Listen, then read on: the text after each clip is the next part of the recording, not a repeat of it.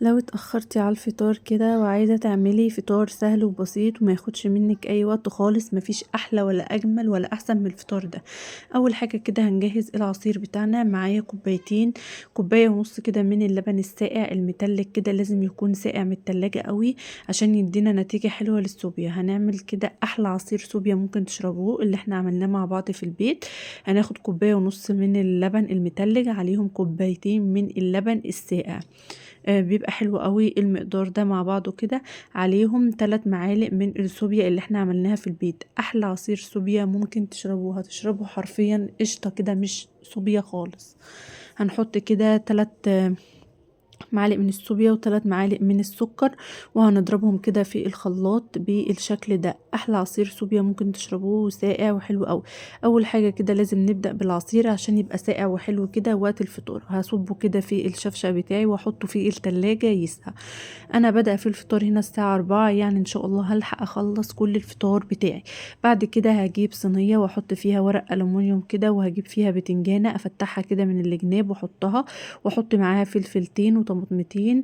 هنعمل احلى بتنجان بالخلطة حلوة قوي، ممكن تاكلوه. هدخلهم كده الفرن يحبس الحرارة ويستوي على طول بكل سهولة. وهعمل الدقة بتاعته. معايا 4 5 فصوص توم كده، احطهم في الهوم بتاعي او ممكن نحطهم في الكبة بتاعتنا. نقطعهم قطع صغيرين بالشكل ده، وبعدين ندقهم كده بالهوم بتاعي. ولو عايزة تستسهلي حطي فيه الكب على طول.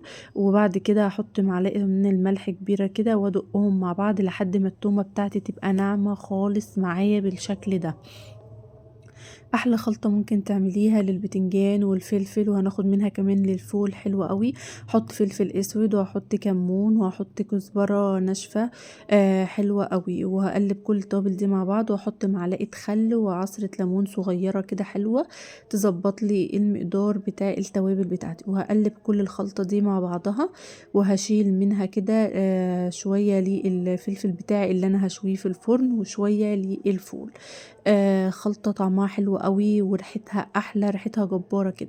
بعد كده طلعت البتنجان بتاعي، قلبته على الجنب التاني، والفلفل بتاعي كان استوى بالشكل ده هطلعه. والطماطم المشوية بتاعتي برضو استوت بقت حلوة قوي فطلعتها كده. ودخلت جنبها بقى رصة جنب البتنجان تاني، رصة الفلفل بتاعي اللي انا هشويه صحي واحلى من المقلي 100 مرة ومش بيشرب منه زيت خالص. بعد كده ادخلهم الفرن تاني يكملوا سوا براحتهم. وبعد كده الطماطم بتاعتي هقشرها واحطها في الهوم بتاعي، ولازم اشيل القشر بتاعي كويس عشان ما يبقاش في اي حاجه تقابلني في الاكل تضايقني واحنا بناكل. هطحنهم كده بايدي الهوم بتاعتي بالشكل ده. والفلفليه بتاعتي اشيل البذور منها واقطعها قطع صغيره كده واطحنها بالشكل ده. لو عايزاها ناعمه خالص اضربيها في الخلاط او الكبه، وريحتها جميلة أوي. ومعايا كده معلقتين أو 3 معالق من الطحينة كده، عليهم عصرة ليمون، وأحط معلقة خل صغيرة خالص يعني ربع معلقة كده. وهقلب كل الخلطة الجبارة دي مع بعضها كده. أحلى خلطة بتنجان ممكن تعملوها وتاكلوها. والبتنجانة بتاعتي خلاص استوت. قشرتها برضو ان احنا نحطها في صينية وورق ألمونيوم كده وندخلها الفرن. يعني مش بنبوظ البوتاجاز من فوق، وبيبقى بنحافظ عليه وفي نفس الوقت بتستوي بسهولة واحنا مستعجلين، يعني بادئين الساعة 4:30 كده فمستعجلين فعايزين نخلص بسرعة. هطحن كده البتنجان بتاعي بايد الهون كده كويس لحد ما يبقى ناعم معايا الخليط بتاعي ناعم وحلو قوي. ولو عايزينه انعم زي ما انا قلت لكم تحطوه في الكبه بتاعتنا. وكده خلاص احلى بتنجان جاهز معانا، او احلى بابا غنوج عملناه بكل سهوله ما خدش منا اي وقت خالص. نجهز الخلطه بتاعت الفول بتاعتي، معلقه زيت ذره كده حلوه، وهنزل فيها ببصلايه متوسطه كده مقطعاها قطع صغيره بالشكل ده. اشوحها معايا لحد ما تستوي 3/4 سوا كده. وبعدين من الخلطه بتاعت الفول بتاعت البتنجان اللي انا قلت لكم عليها هاخد منها معلقه كده على البصل بتاعي، بتنقل طعم الفول في حتة تانية خالص. ومقطعة طماطمتين كده، طماطم طرية مقطعهم قطع متوسطة بالشكل ده. ولو مش متوفر طماطم ممكن تحط صلصة، معلقة كاتشب، واحط معلقة خل كده عشان تسويلي البصل بتاعي والطماطم، ومعلقة ملح ومعلقة كمون ومعلقة فلفل اسود. وهقلبهم كده واسيب الخلطة الجبارة دي تستوي مع بعضها كده، واضغط عليها بالمعلقة ويعني اهرس كل الطماطم بتاعتي. وبعدين نزلت بالفول بتاعي، احلى فول بالخلطة ممكن تعملوه، ما اخدش مننا اي وقت خالص. وبعد كده الطاسة بتاعتي على النار بالزيت كده سخنت، نزلت فيها ببطاطس محمرة. طبعا الاكلة دي ما تحلاش غير بالبطاطس المحمرة كده. واول ما اتحمرت كده طلعتها من الطاسه بتاعتي ونزلت بيها في المصفى كده تصفي كل الزيت اللي فيها عشان تبقى مقرمشه وحلوه معايا.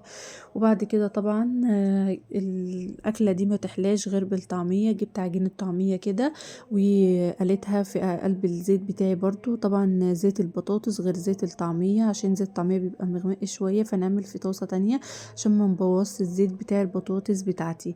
بعد كده هنزل بالطعميه بتاعتي تقليها بقى بالشكل اللي انت حباه. ممكن تحط فيها اضافات تانية بس انا عملتها النهارده ساده بدون اي اضافات، ونار متوسطه عشان ما تشربش زيت ويبقى كلها مليانه زيت. وبعد ما تحمر كده اطلعها. احلى اكله او احلى فطار ممكن تفطروا بيه في رمضان، وحرفيا بيشبعنا قوي. وخلاص الفلفل بتاعي كان استوى، طلعته كده وفتحته بالشكل ده عشان احط عليه الخلطه اللي انا عاملاها.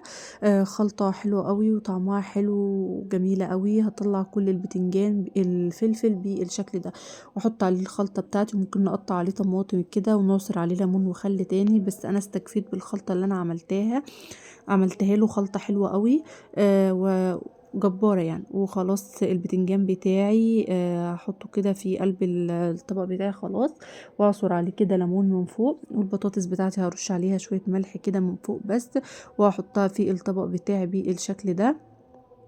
احلى بطاطس محمره ممكن تاكلوها. وخلاص الطعميه بتاعتي بقت جاهزه معايا، والفول بتاعي سخنته مره تانية كده وجهزته، وطلعت العصير بتاعي من التلاجة. حرفيا بتشربوا قشطه كده مش صوبيا خالص. اصبها كده في الكوبايات بتاعتي بالشكل ده. وخلاص كده جهزت بقى معاهم شويه جرجير جنب الاكله وشويه مخلل، طبقين سلطه كده حلوين. احلى فطار ممكن تفطروا في رمضان، وكل سنه وانتم طيبين وبألف خير.